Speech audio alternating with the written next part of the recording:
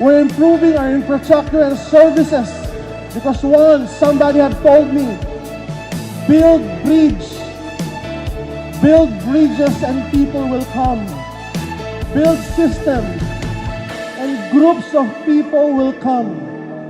Build bridges with system, with a heart, and you can change the world.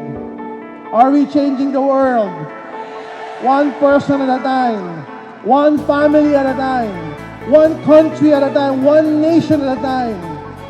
Guys, within the next 10 years, what the company have achieved for the past 10 years, we will achieve it again in 3 years' time. In 3 years' time. In 3 years' time, ask me why. Because we are already 10 years old.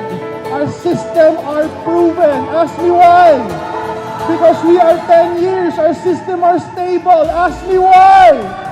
Because the three of us, along with the leaders, are already experienced. When we open country, it is not as if we're opening it from the very first day.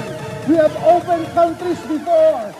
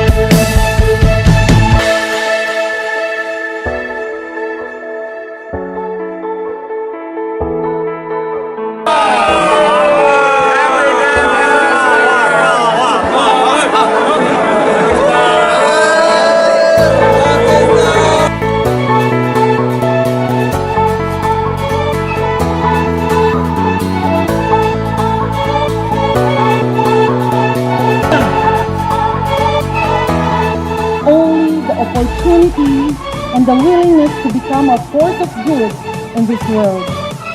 You are indeed a hero.